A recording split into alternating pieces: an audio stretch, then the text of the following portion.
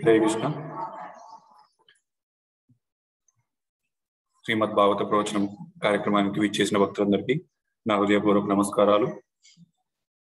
మనం ప్రవచనం మొదలుపెట్టే ముందు మనం మంగళాచరణం చేసి ప్రారంభిద్దాం.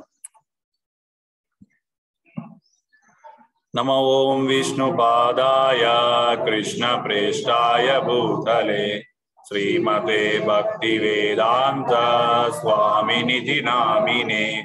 नमस्ते सारस्वते देवे गौरवाणी प्रचारिणे निर्विशेषा शून्यवादी पाश्चात्य देशतारिणे. चतुर्थे श्रीहरिं वन्दे वैकुण्ठं पंचमे तथा षष्ठे जितं महामीनं शेषं च धरणीधरम्. श्री नृसिंहं च कूर्मं च सदन्वन्तरि मोहिनी सप्तमे वामनं वन्दे नमः परशुरामते. मनसि जफनि जुष्टे लब्धपातोऽस्मि दुष्टे तिमिरगहन रूपे हन्त संसारकूपे. अजित निखिल रक्षा हेतुमुद्धार दक्षा उपनय मम हस्ते भक्तिरज्जुं नमस्ते.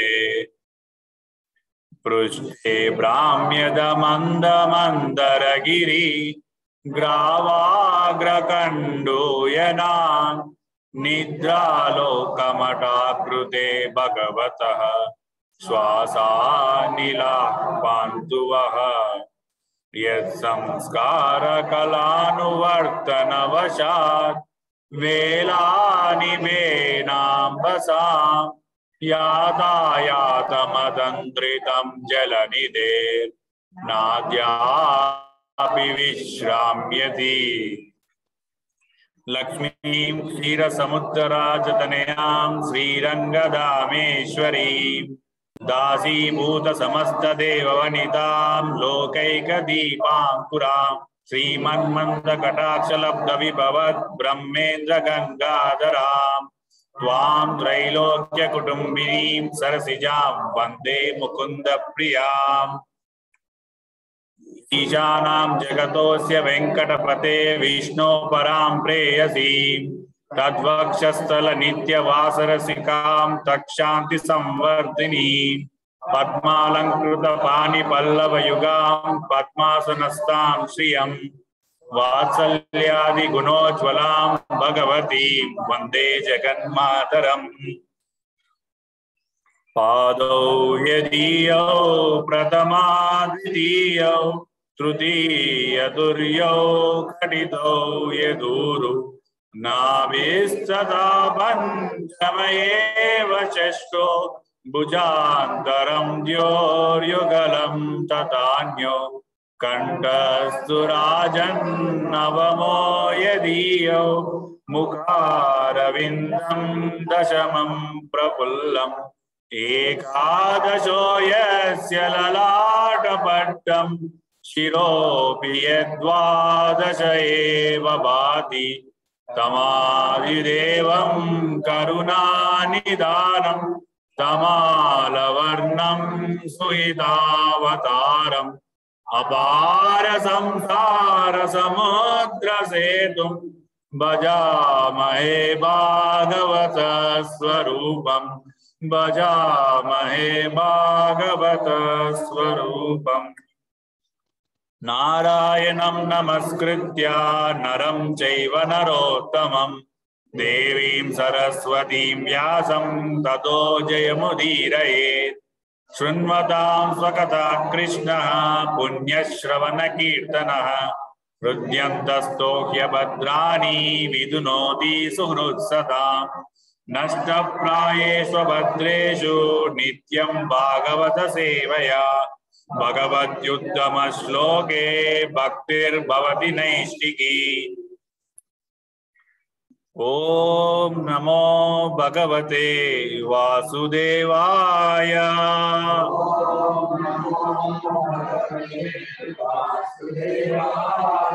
ओम नमो भगवते वासुदेवाय.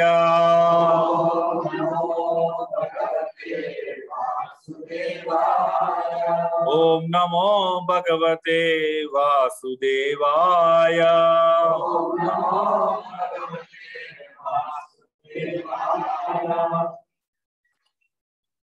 హరే కృష్ణ. మనం ఈరోజు అష్టమ స్కందం దశమ అధ్యాయం గురించి చర్చించుకోబోతున్నాం. మన ఇప్పుడు పూర్వ మనువులు, గజేంద్ర మోక్షం ఘట్టం చర్చించుకున్నాం. క్షీరసాగర మదనంలో ఎక్కడ వరకు చర్చించుకున్నాం అంటే మోహిని మాయ జరిగింది. తర్వాత అసురులకి మరియు దేవతలకి దైవాసుర సంగ్రామం జరిగింది. అందులో దాదాపు 27 శ్లోకాలు చర్చించుకున్నాము. ఏం చర్చించుకున్నామంటే వీళ్ళు వాసుదేవ పరాన్ముఖులై ఉన్నారు కాబట్టి ఆ దానవులకి అమృతం దక్కలేదు. తర్వాత అలా దేవతలందరూ అమృతం తాగిన తర్వాత విష్ణు భగవానుడు గరుడ వాహనుడై అతను తన లోకానికి వెళ్ళిపోయాడు. తర్వాత వీళ్ళందరూ చాలా మంది అసుర దైత్యులు మరియు దేవతలు అందరూ యుద్ధానికి సన్నద్ధమయ్యారు. యుద్ధానికి సన్నద్ధమై అప్పుడు ఏం జరిగింది, ఆ రెండు సైన్యాలు ఎలా ఉన్నాయంటే రెండు గొప్ప సాగరముల వలె అవి గోచరిస్తూ ఉన్నాయంట. అప్పుడు బలి మహారాజు తన విమానంపై వచ్చాడు. ఆ విమానంపై అతని చుట్టుపక్కల చాలా మంది దైత్య దానవులు ఉన్నారు. వారి గురించి కూడా వర్ణన జరిగింది.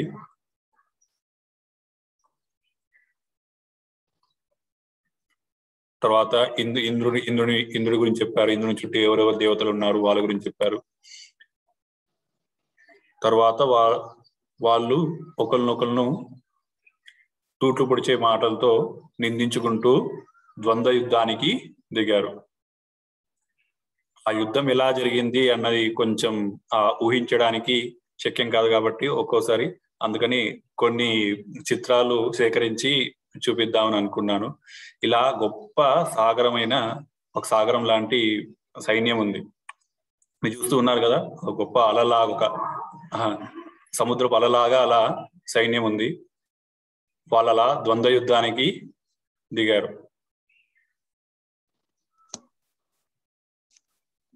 అలా దైవాసుర సంగ్రామం జరుగుతూ ఉన్నది. యుయోధ బలిరేంద్రేణ తారకేణ గుహోస్యత వరుణో హేతినా యుధ్యన్ మిత్రో రాజన్ ప్రహేతినా.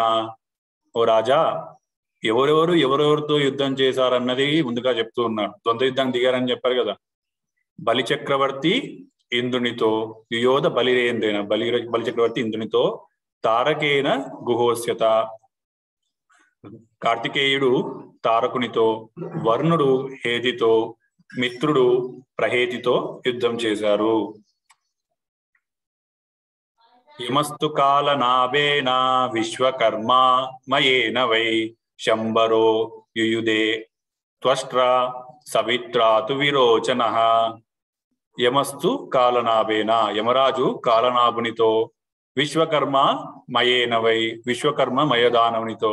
విశ్వకర్మ ఇటు దేవతల వైపు ఆర్కిటెక్ట్, ఒక సైంటిస్ట్ లాగా, అటు మయదానవుడు దానవుల వైపు సైంటిస్ట్ లాగా, వాళ్ళిద్దరు సమవుజ్యులు కాబట్టి వాళ్ళిద్దరూ పోట్లాడుకుంటున్నారు.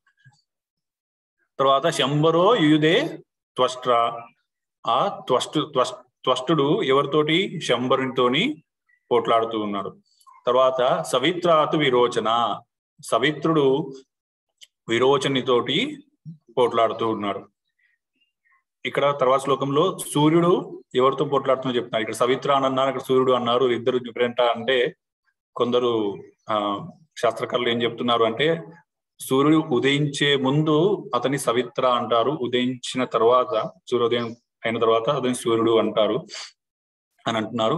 అలా కొద్దిపాటు తేడా ఉంది. అపరాజితేన నముచి అశ్వినో వృషపర్వణ సూర్యో బలిసు తైర్దేవో బాణజ్యేష్టై శతేనచ. అపరాజితుడు ఎవరితోటి, నముచితోటి. అశ్విని కుమారులు వృషపర్వునితోటి.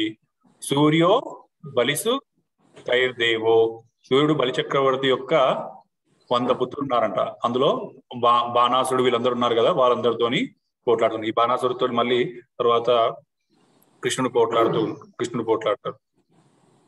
దశమ స్కందంలో వస్తుంది. రాహునా చ తథా సోమః పులోమ్నా యుయుధేనిలా నిశంభు శంభు యోర్దేవి భద్రకాళి తరస్విని. ఆ రాహు ఎవరితో పోట్లాడాడు? సోముడితో. అని చంద్రుడు రాహుతో పోట్లాడాడు.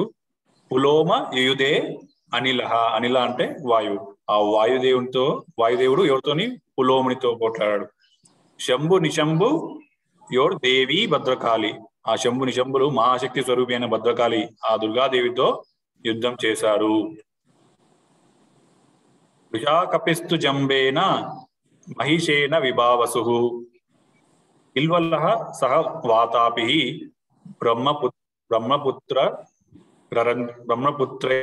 బ్రహ్మపుత్రైరరందిమ. ఓ శత్రుదమన, ఓ పరీక్షిత్ మహారాజా, విభావసు మహిషాసురునితో యుద్ధం చేశారు. మహిషాసురుడు తెలుసు కదా, తర్వాత దుర్గాదేవి మహిషాసురు మర్దిని అంటారు కదా, మహిషాసురుని చంపారు. అలా ఫేమస్ ఆ అందరు రాక్షసులు అందరూ ఇక్కడ యుద్ధం చేశారు. Your internet connection is unstable. You are able to hear? Can you check?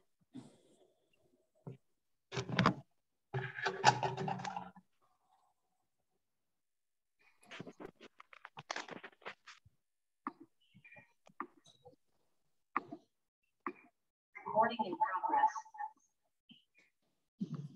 Hare Krishna. Okay. తర్వాత ఎవరితో పోట్లాడారు? కామదేవేన దుర్మర్ష ఉత్కలో మాతృభి సహ బృహస్పతిశ్చోషనస నరకేన శనైశ్చర. దుర్మర్షుడు మన్మథునితో, ఉత్కలుడు దేవి మాతృకతోటి పోరాడగా, బృహస్పతి ఎవరితో పోట్లాడాడు? శుక్రాచార్యుడు. ఆయన సమవుజ్జీవుడు కదా. బృహస్పతి శుక్రాచార్యునితోటి. శనైశ్చరుడు నరకాసురితో పోట్లాడారు. చాలా మంది శనీశ్వర అంటారు. శనీశ్వర అన్నది ఎప్పుడు గ్రహాలు ఈశ్వరులు కారు, వాళ్ళు ఎప్పుడు ఈశ్వరులు కారు. అందుకని ఇక్కడ శనైశ్చర అంటే మెల్లిగా కదిలేవాడు అని అర్థం. అతని తల్లి ఛాయ, శనిదేవుని యొక్క తల్లి ఛాయ. ఆ ఛాయ ఒకసారి అంటే సూర్యుని భార్య పేరు సంధ్య ఆ సూర్యుని వేడిని తట్టుకోలేక తన తపస్సుకు వెళ్ళినప్పుడు ఛాయని తనలాగే ఉన్న ఒక ఛాయని సృష్టిస్తుంది. ఆ ఛాయ, సూర్యునికి ఛాయకి పుట్టినవాడు శనిదేవుడు. ఆ శనిదేవుడు ఆ ఛాయ శివభక్తురాలు అయితే ఒకసారి అలాగే పూజల్లో ఉండి ఈ శనిదేవునికి అతనికి ఏమి భోజనం పెట్టకపోయేసరికి అతను కోపం వచ్చి ఆగ్రహించి తన తల్లి డొక్కలో తనతాడు అని విన్నాను. అలా తండ్రినందుకు అతను కుంటివాడాడు. అందుకే మెల్లిగా అతని గమనం ఉంటుంది. అందుకే శనైశ్చర అని. శనైశ్వరుడు నరకాసునితో పోట్లాడాడు. మరుతో నివాత కవచై కాలేయైర్ వసవో మరా విశ్వదేవాస్తు పౌలోమై రుద్రాహ క్రోధవశై సహా. మరుత్తులు నివాత కవచులు. మరుతులు ఎవరు? దితి యొక్క పుత్రులు. వాళ్ళు 49 మంది. వాళ్ళు తిథి యొక్క పుత్రులైనా కానీ వాళ్ళకి దేవతా స్థానం దేవతల మధ్య స్థానం దొరికింది అనమాట. ఆ మరుతులు నివాత కవచులతోటి, వసువులు అసురులతో, విశ్వదేవులు సాలోమునితో, రుద్రులు క్రోధవశులతో యుద్ధం చేశారు.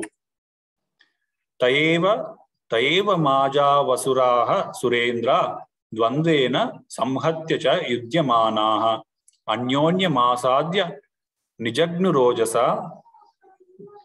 జిగీష వస్తీక్ష్ణ శరాసితోమరైః. ఆ దేవదానులందరూ సమరోత్సాహంతో యుద్ధరంగమున సమకూడిన వారై బలంతో ఒకరినొకరు ఎదుర్కొన్నారు. ద్వంద్వేన సంహత్య చ యుధ్యమాన. వాళ్ళందరూ విజయవాంఛితులై తీక్ష్ణముగు బాణముల చేత ఖడ్గములతోని తోమరములతోని కొట్టుకొనుచు ద్వంద్వ యుద్ధము కావించారు.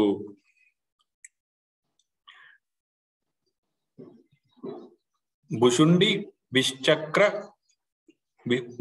బిశ్చక్ర కదర్శి పట్టిశై శక్త్యుల్ముఖై ప్రాస పరశ్వదైరపి నిస్త్రింశ బల్లై పరిగై సముద్గరై సబింది పాలైశ్చ శరాంసి చిచ్చుదుహు.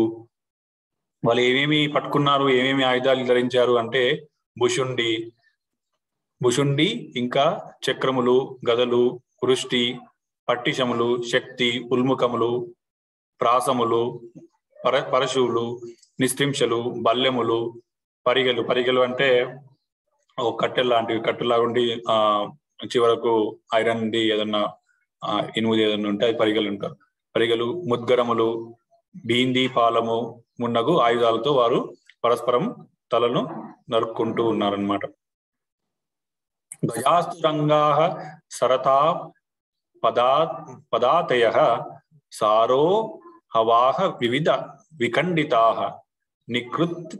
నికృత్త బాహు ఋషిరో దరాంగ్రయ చిన్న ధ్వజేశ్వా సతనుత్ర భూషణ.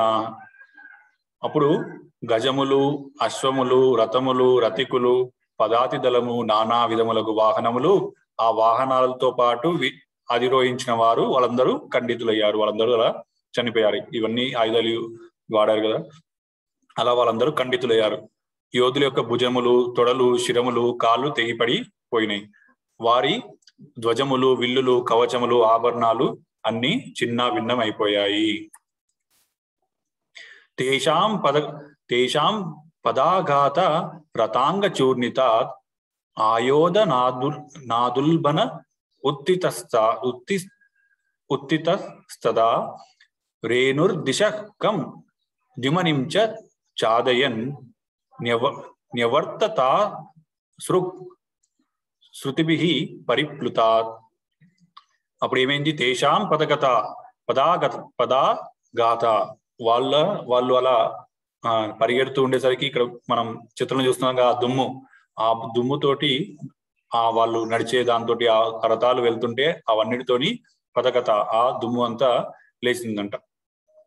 ఆయోధనాద్ దుల్బన ఉత్తితస్తాద్. ఆ దేవదాను పదఘాతంచే రథచక్రంచే ప్రచండమగు చెలరేగిన ధూళి అంతరిక్షమున సూర్యమండలం వరకు సమస్త దిక్కులను కప్పివేసింది.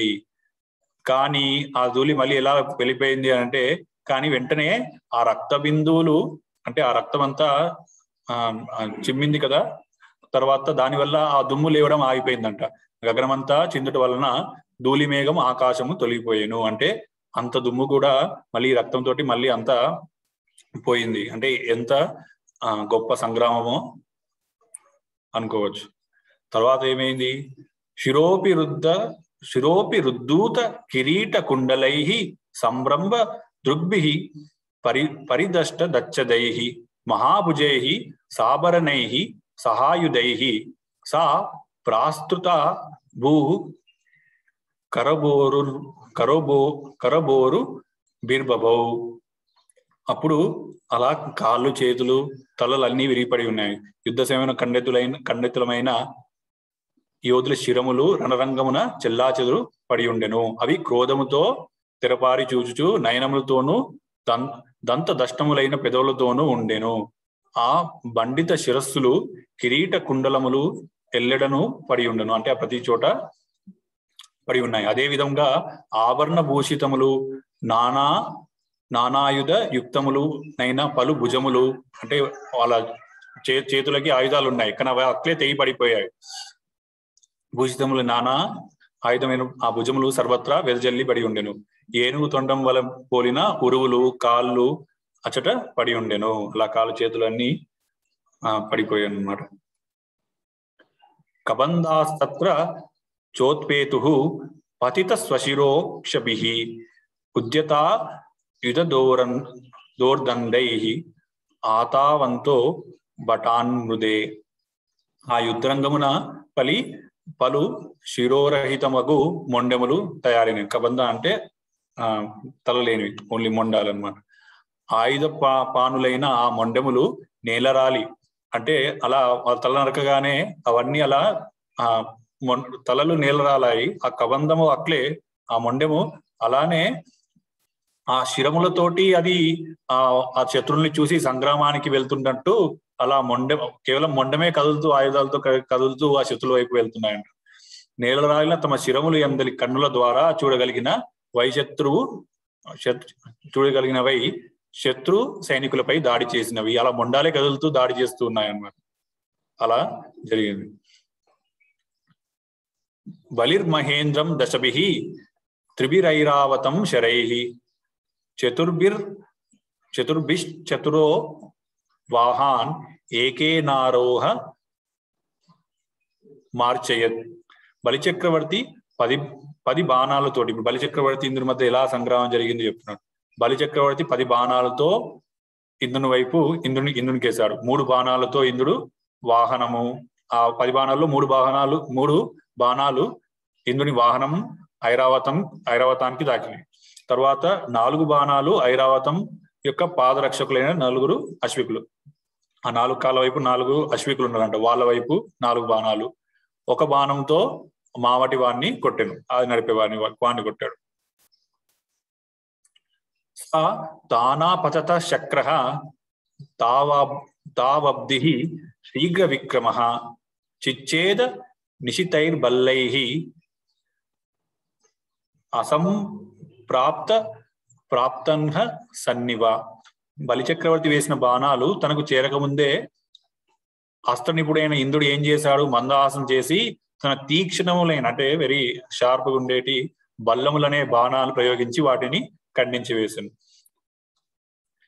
తస్య కర్మోత్తమం వీక్ష్య దుర్మర్ష శక్తి మాదదే త్వాం జ్వలంతీం మహోల్కావాం హస్తస్థ నద్దరి. ఇంద్రుని కౌశలము గాంచిన బలిచక్రవర్తి క్రోధమును ఆపుకోలేక అతను ఏం చేశాడు, వెంటనే అతడు అగ్నిపుంజం వలె జ్వలించినట్టి శక్తి నామక ఆయుధమును చేపట్టాడు, ఆ ఆయుధాన్ని చేపట్టాడు. కానీ ఇంద్రుడు దానిని అతని హస్తమునందే భగ్నము కావించెను. ఓకే. తతశూలం తతప్రాసం తతస్థో మరమృష్టయః యదశ్చస్త్రం సమాదద్యాత్ సర్వం తదచ్చిన్నద్విభుః. అటు పిమ్మట బలి వరుసగా శూలము, ప్రాసము, తోమరము, వృష్టి ఇలాంటి ఆయుధాలను ప్రయోగించాడు. కానీ అతడు ఏది పట్టుకొనినను ఇంద్రుడు దాన్ని వెంటనే ఖండించి వేశాడు. మధ్య చూస్తాం కదా, ఇలా వేస్తాడు, అతను వెంటనే ఖండించేస్తాడు. అలా జరుగుతూ ఉంటాయి.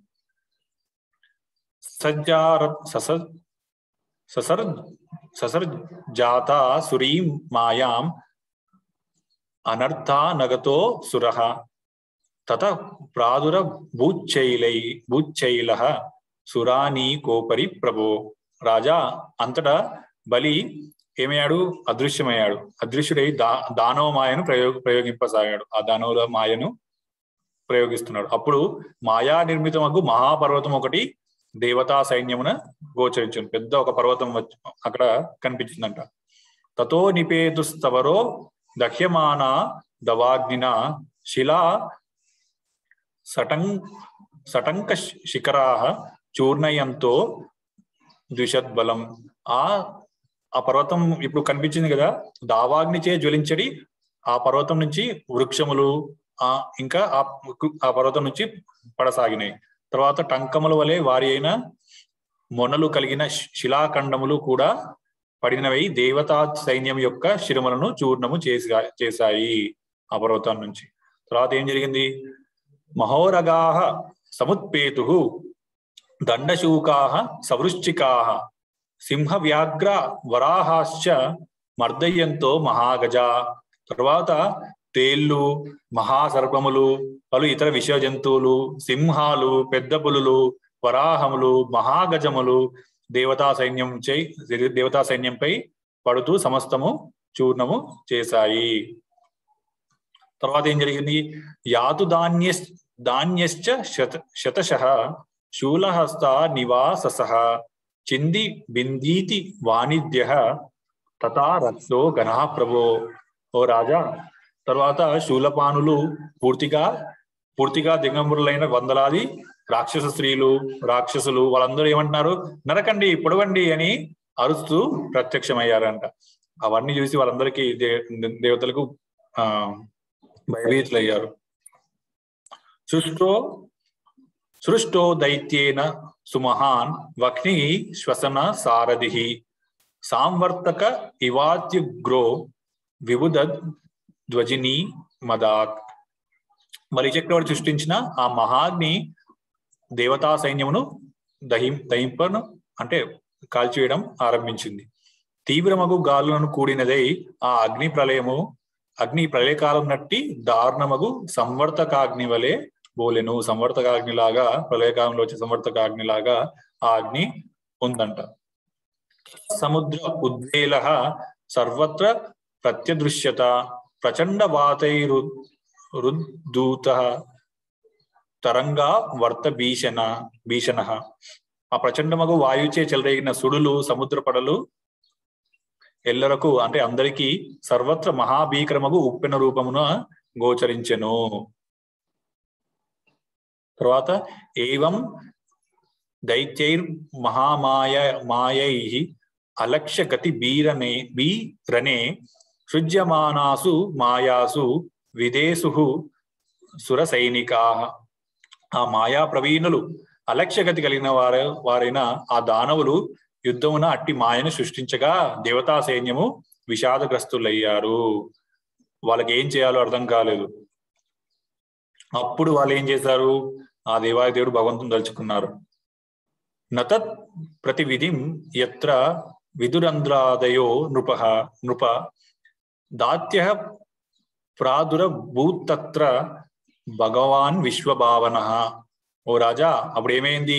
దానవులు ఆ మాయను పరిహరించుటకు ఎటువంటి మార్గము తెలియని వారై విశ్వసృష్టికర్త అయిన ఆ దేవాది దేవుణ్ణి హృదయపూర్వకంగా ధ్యానించారు. అంతటా భగవాన్ వెంటనే అచ్చట ప్రత్యక్షమయ్యాను. అనుకుంటాం, ఇంత యుద్ధ వర్ణన ఎందుకు, ఇదంతా ఎందుకు జరిగింది, ఇదంతా మాయ జరిగింది ఇదని చెప్తూ ఉన్నారు అని అంటే, ఇదంతా ఇంత ఘోర సంగ్రామం జరిగాక అప్పుడు విష్ణు భగవాన్ వచ్చి వాళ్ళందరినీ గెలిపించాడు అని. ఒక్కసారి మనం చూస్తూ ఉంటాం రామాయణంలో రావణుని గురించి చాలా గొప్ప వర్ణన ఉంటుంది.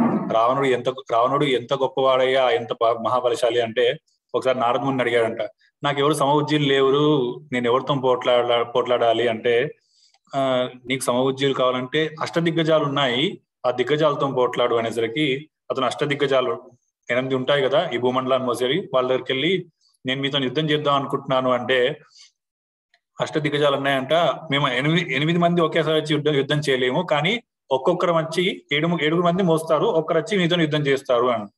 సరే అని చెప్పేసి అతను ఒక్కొక్క గజముతో దిగ్గజాలతోటి పోట్లాడాడు.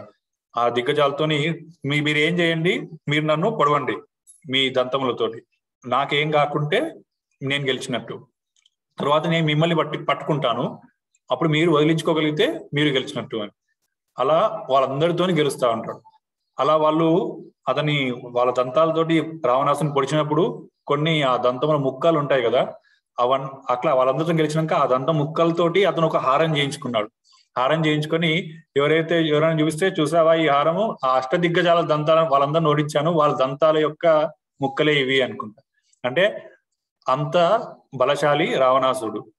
ఆ రావణాసుడిని వర్ణ అంత గొప్పగా ఎందుకు చెప్తున్నాడు రామాయణంలో ఇవన్నీ అని అంటే, అలాంటి వాడిని చంపింది శ్రీరామచంద్రుడు అని. అలాంటి వాడిని చంపింది రామచంద్రుడు అంటే, నిజానికి ఆ రావణాసుని పొగుడుతున్నా కానీ అలాంటి వాడిని చంపింది రామచంద్రుడు కాబట్టి రాముడు ఇంకా గొప్పవాడు అని. అక్కడ రాక్షసుని పొగిడినా గానీ నిజానికి రామున్నే పొగుడుతున్నట్టుగా అయ్యిందనమాట. ఇక్కడ కూడా ఇదంతా జరిగింది. కానీ తర్వాత దేవాదేవుడు వచ్చి వాళ్ళందరినీ సమరించాడు, అక్కడి నుంచి వాళ్ళందరినీ కాపాడాడు. కాబట్టి దేవాదేవుడు ఎంత గొప్పవాడో చెప్పడానికి ఇవన్నీ ఉన్నాయి. ఇంకా పైగా ఇక్కడ పరీక్షిత్ మహారాజు రాజు కాబట్టి ఈ యుద్ధ వర్ణన అతనికి కొంచెం నచ్చుతుంది కాబట్టి అలా యుద్ధ వర్ణన కూడా చాలా బాగా జరిగింది. అదే పరీక్షిత్ మహారాజు ఎప్పుడైతే ఉత్తరకు చెప్తాడో లఘు భాగవతామృతంలో, అందులో మొత్తం యుద్ధ వివరణ మొత్తం చెప్పడు. ఎందుకంటే ఉత్తర వాళ్ళకంత ఆడవాళ్ళకంత నచ్చదు కాబట్టి అలా చెప్పడు. ఇప్పుడు భగవంతుడు అక్కడ ప్రత్యక్షమయ్యాడు. తత సుపర్ణాం సుకృతాంగ్రి పల్లవ పిశంగవాస నవకంజలోచన అదృశ్య త్రష్టాయుధ బాహురుల్లసత్ శ్రీకౌస్తుభా నర్గ అనర్ఘ్య కిరీట కుండల. అప్పుడు ఆ భగవంతుడు ఎప్పుడు భగవంతుడు వచ్చాగానే భగవంతుడు ఎలా ఉన్నాడు అనేది వర్ణన వస్తుంది. తత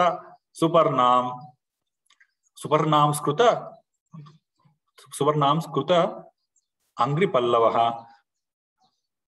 పీశంగ వాస. అతని పీశంగ అంటే పీత వసనుడై అంటే ఎల్లో కలర్ ఆ వసనుడై నవకంజలోచన పద్మలోచనుడై గరుడుని భుజములపై తన పాద పద్మములు మోపి అతను ఆ గరుడి భుజములపై పాద పద్మాలు మోపి ఆసనుడై ఉన్నాడు. ఆ భగవంతుడు పీతవసనం ధరించి ఉన్నాడు. తర్వాత శ్రీ కౌస్తుభ ఆ కౌస్తుభంతో అలంకృతుడై అమూల్యమగు కిరీట కుండలము ధరించి. ఇక్కడ శ్రీ అంటే లక్ష్మీదేవి కూడా ఉందంట అతని హృదయంపై. కౌస్తుభం అని కూడా ఉందంట. అమూల్యమైన కిరీట కుండలము కూడా ధరించాడు. అష్టబాహులతో వివిధాలైన ఆయుధాలను దాల్చిన వాడై దేవతలకు దర్శనమిచ్చాడు. భగవంతుడు ఏ ఆయుధమైనా ధరించి యుద్ధం చేయగలడు. సర్వాస్త్ర ప్రహరణాయుధ అని విష్ణు సహస్రనామంలో వస్తుంది. ఆయుధం దాల్చిన వాడే దేవతలకు దర్శనమిచ్చాడు. తస్మిన్ ప్రవిష్టే సురకూట కర్మజ మాయా వినేశుర్ మహినా మహీయసః స్వప్నో యతాహి ప్రతిబోధ ఆగతే హరిస్మృతి సర్వ విపద్వి మోక్షణం. కలగనువాడు మేల్కొయినంతనే స్వప్న భయము తొలగినట్లు, కలలో ఎప్పుడైనా మనకి చెడు స్వప్నం వస్తే మేల్కోగానే ఆ భయమంతా పోయినట్టు దేవదేవుడు ఆ యుద్ధరంగమున ప్రత్యక్షమైనంతనే అతని దివ్య శక్తిచే ఆ దానవమాయ మొత్తము పోయింది. శ్రీహరి స్మరణ మాత్రమున మనుజుడు సమస్తమగు విపత్తుల నుండి నిజంగా బయటపడగలడు. ఎలా అయితే ప్రహ్లాద్ మహారాజ్ బయటపడ్డాడో అలా. దృష్ట్వా మృదే గరుడవాహ మిబారి వాహః ఆవిద్య శూల మహినోదత కాలనేమిః తల్లీలయా గరుడమూర్తి పతగృహీత్వా తేనాహ నృప సవాహ మరిం త్రదీశః. అప్పుడు దృష్ట్వా మృదే ఓ రాజా సింహవాహనంపై కాలనేమి రాక్షసుడు గరుడ వాహనంపై ఉన్న హరిని యుద్ధరంగమున చూశాక త్రిశూలం తీసుకొని గాల్లో తిప్పి గరుడిని శిరంపై వేసెను. అప్పుడు ఏం చేశాడు భగవంతుడు? ముల్లోకాధిపతి యొక్క దేవదేవుడు ఆ త్రిశూలాన్ని పట్టుకొని దానితోనే సింహానితో పాటు ఆ దానవుని వధించెను. అలా దేవదేవుడు ఆ శూలంతోనే ఆ కాలనేమిని ఇంకా సింహాన్ని వధించాడు. ఈ తర్వాత జన్మలో కంసుడిగా జన్మించాడు. కాలనేమితో అంతకుముందు కూడా యుద్ధం జరుగుతుంది. ఎప్పుడు అంటే త్రిపురాసుర సంగ్రామంలో కూడా కాలనేమి వీళ్ళందరూ యుద్ధం చేస్తారు, కానీ అప్పుడు చావాడు, ఇప్పుడు చేస్తున్నాడు అన్నమాట. మాలీ సుమాల్యాతి బలౌ యుధి పేతతుః యచ్చక్రేణ కృత శిరసా వద మాల్య వాంస్తం ఆహత్య తిగ్మ గదాయ హనదండ జేంద్రం తావి చిరో చిన దరేర్న దతో రినాద్య. మాలీ సుమాల్య అతి బలో. మాలీ సుమాలి అని అతి బలశాలైన యుధిపతేతు యచ్చక్రేన అటు విమ్మట బలశాలైన మాలి సుమాలి దానవులు శ్రీహరిచే నిహతులయ్యారు. దేవాయుదేవుడు తన చక్ర ఆయుధంచే వారి శిరములను ఖండించి వేసెను. తర్వాత ఏమైంది? మాల్యవాన్ అనే ఒక అసురుడు దేవాయుదేవుణ్ణి ఎదుర్కొన్నాడు. గదను చేపట్టి సింహగర్జన చేయుచు ఆ దానవుడు పక్షిరాజైన గరత్మంతునిపై దాడి చేయగా ఆదిపురుషుడు ఆ శత్రువు శిరమును కూడా తన చక్రాయుధంచే ఖండించెను. అలా దానవ మాయనంత తీసేశాడు. ఆ గొప్ప గొప్ప అసురులను కూడా భగవంతుడు చంపేశాడు. కాలనేమి, మాలి, సుమాలి, మాల్యవాన్ వీరందరినీ చంపివేశాడు అన్నమాట. ఇంతటితో ఈ అధ్యాయం ముగుస్తుంది. ఓం తత్సత్. శ్రీకృష్ణార్పణమస్తు.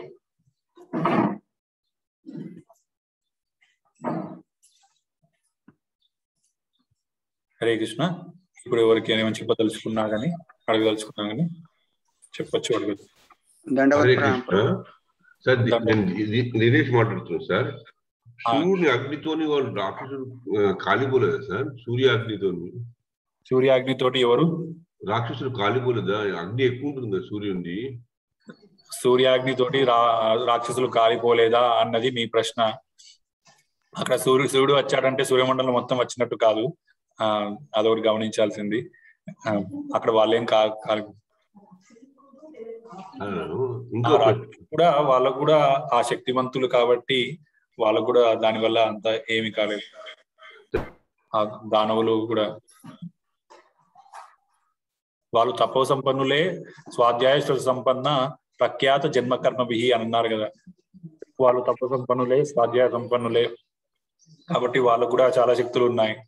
వాళ్ళు చేసిన మాయనే చూశారు కదా. అట్లా వాళ్ళకి దానివల్ల ఏమి ప్రభావం చూపలేదు. హరే కృష్ణ సార్. రాహు సార్ నేను మాట్లాడుతున్నాను దినేష్. రాహు శిరస్సు అమృతం చేసిన శిరస్సు ఖండిస్తాడు కదా సార్ దేవదేవుడు. మళ్ళీ అతను యుద్ధం ఎలా చేస్తాడు సార్ రాహువు? రాహువు శిరస్సు ఖండించాక కూడా ఆ శిరస్సు ఇంకా ఉంది కదా. ఆ శిరస్సుకు ఇటువైపు ఆ పాములాగా పాము ఉందన్నమాట. ఆ కేతు మొండానికి పాము తల పెట్టారు, రాహు కింది భాగానికి ఆ పాములాగా పెట్టారు. అతను ఎలా యుద్ధం చేశాడో ఎలా ఉన్నాడో అక్కడ ఏం వర్ణన లేదు, కానీ యుద్ధం చేశాడని అవుతుంది. అతనైతే అమృతం తాగాడు కాబట్టి చావలేదు అలా. అట్లా. హరే కృష్ణ. చెప్పండి. ఇప్పుడు దేవతలందరూ అమృతం తాగినాక యుద్ధం చేశారు కదా, అయినా కూడా వాళ్ళు రాక్షసులని తట్టుకోలేకపోయారా? అంటే ఎవరు? దేవతలందరూ అమృతం తాగాక కూడా వాళ్ళు ఆ రాక్షసులను తట్టుకోలేకపోయారా అన్నది ప్రశ్న.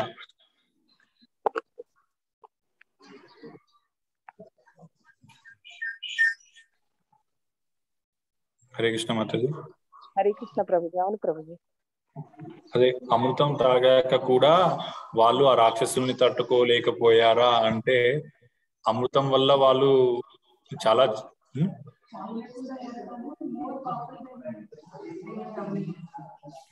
వాళ్ళకి ఆ అమరత్వం పొందారు, కానీ ఆ దానవుల్ని గెలిచేంత శక్తి వచ్చిందో లేదో మనకి తెలియదు.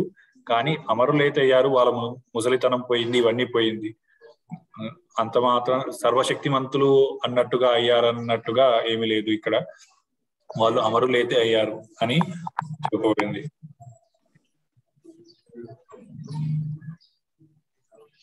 హరే కృష్ణ ప్రభుజీ. హరే కృష్ణ. లఘుభాగవతం అన్నారు కదా ప్రభు. లఘుభాగవతం ఏంటి, దాన్ని ఎవరు రాశారు ఏంటి, దాంట్లో లఘుభాగవతం ఎవరు రాశారు అన్నది ప్రశ్న. రూప గోస్వామి రాశారు. అది పరీక్షిత్ మహారాజు ఉత్తరకు చెప్పింది. అది బృహత్ భాగవతం కదా. లఘు భాగవతం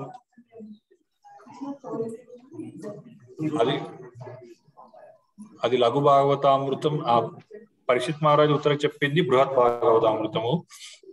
లఘు భాగవతామృతం కాదు. లఘు భాగవతామృతము శ్రీల రూప గోస్వామి వాళ్ళు రాశారు.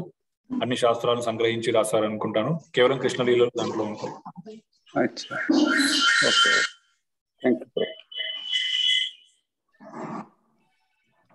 ఇంకా ఎవరికైనా ఏమైనా ప్రశ్నలు?